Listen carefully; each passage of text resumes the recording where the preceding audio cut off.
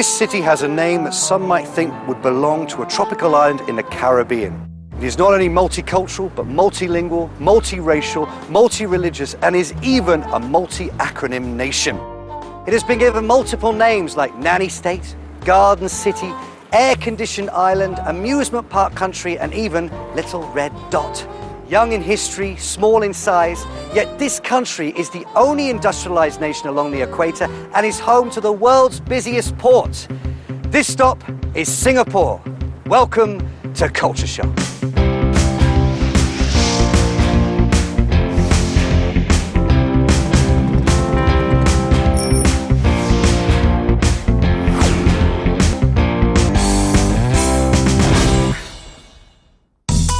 Located in the southern tip of the Malayan Peninsula, Singapore's name is derived from a Sanskrit word which means Lion City.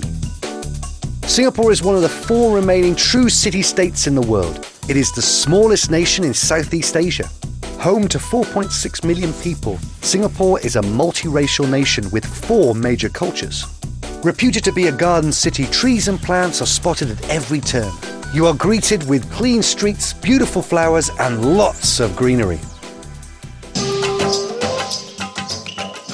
You know, when I think of Singapore, I think of sun, sand, sea, beaches, and, whoa, incredible humidity.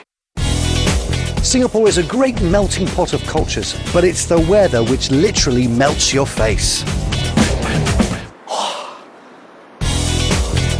Because Singapore is just 1 degree north of the equator, the climate here is characterized by high temperatures, humidity, and abundant rainfall.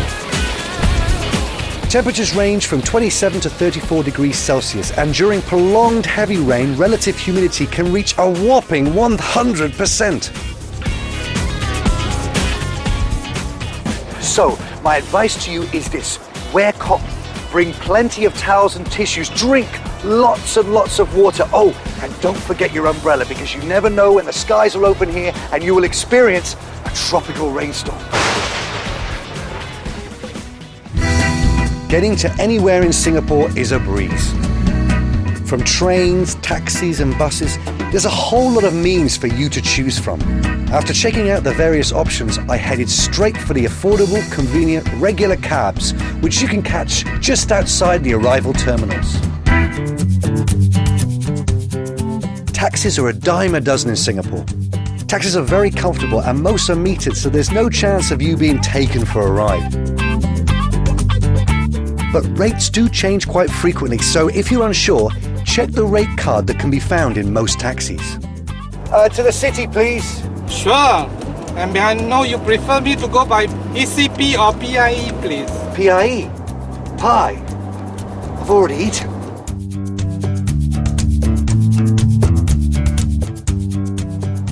Oh. I did hear something about Singaporeans being fascinated with food. But to name an expressway after a dessert is a whole new ballgame to me. With signs for expressways, buildings and many others, it sure looks like Singapore is not only a multiracial and multilingual country, it is also an MAN, a multi-acronym nation. This is definitely a culture shock. Let's see if there are more. Are all taxi drivers as polite as you? I believe so. Could you tell me something? I saw someone referring to another person in a newsagent as uncle. What's that all about? Well, this is a polite way that we Chinese address our elder. We call them uncle. Okay, so if I call you uncle and I call the women aunties, is that good? Well, you can call them sweetie pie if you want to. Sweetie pie.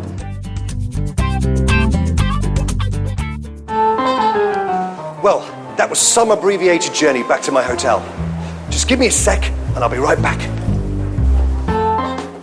You see, I told you I'll be right back. Okay, camera trickery aside, that was some efficient desk clerk. Got me checked into my hotel in no time.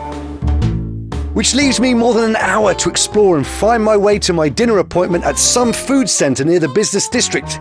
Let's see if I can make my way there with another acronym. The MRT. Also known as Singapore's mass rapid transit system, the MRT is the nation's major train system that spans the entire city-state. I figured it's probably quite a comfortable ride in such air-conditioned trains, but as I nauseously found out, peak hours are not the best times for travelling. And for someone like me who loves a bit of space, I think I'd better get off to look for some other alternatives. And I think I may have found it. From air-conditioned trains to air-conditioned buses. Quite a different experience from the trains. Buses are a great way to do a bit of sightseeing. On the way, I couldn't help but marvel at how clean and green the roads are. After a pleasant bus ride around town, I am able to make it to my dinner destination on time. But one of my friends, Dean, is late. From my conversations with Sanjay and Ray, I hear it's not uncommon for Singaporeans to arrive 10 to 15 minutes late. They call that being fashionably late. That's a culture shock for me. But that is just the beginning of culture-shocking news for the evening. Don't touch it! Why? It's somebody else. But it's unopened. So what would happen if I sat down here now and just wiped my face with a tissue? They will just come and ask you very politely and softly, can you please move? This table is mine. Oh, well, look, I don't want to offend anybody, so let's find another table. Well, apparently in certain hawker centres, it can get so crowded that it's hard to get a seat after buying your food. And to avoid walking around with a tray of food looking like a fool, Singaporeans have taken to reserving their seats with packets of tissue paper. After learning how to reserve tables Singapore style, I discovered that the multicultural traits of Singapore is the reason why there is such a huge variety of food available. You're spoiled for choice. I am famished, and luckily Dean is able to join us in time. Just as we start eating, I notice some peculiar eating habits.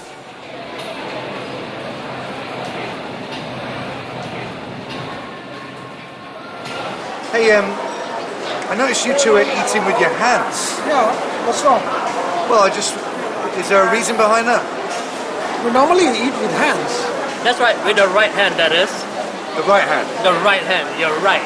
That's the right way. That's the right way. Not with the left hand, you know why? No, I don't. Well, I believe in the Indian and the Malay culture, we think that the left hand is not the polite hand, it is the toilet hand. Ah, the toilet hand. Yeah, meaning for your personal ablution. And the right hand is always the right one. It's good, it's pure, it's not evil, it's not bad. Okay. Is there anything I can do with my left hand though, apart from eating? Can I shake hands with people? Or? No, you shake hands with your right hand, you receive things with your right hand, and you give things with your right hand. Never with your left. In Singapore, be prepared to be greeted with multifaceted experiences from acronyms, eating habits to food.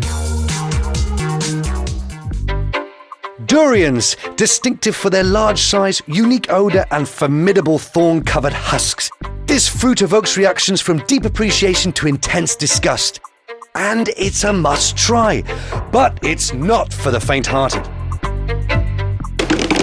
Yay, here we are with the durian, and forgive me, but it looks like a chicken that's been exposed to radiation for quite a while. I mean, look at that. Okay, what does it smell really? like then?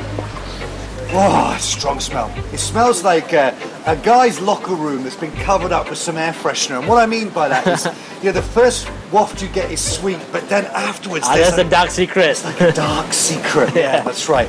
Well, like my mother would say, the proof is in the pudding, so it's time to taste it. Here goes. Wow, that is What is really unusual. It's creamy. I've got onions, toffee, so many different flavors. It's like a roller coaster ride. You love this though, right? I love it, I love it. You love this? Love it. You love this? I love It's them show. Shook, man. It's show. Shook. What does shook mean? It's great. Great. Well, one thing's for sure, durian is shook.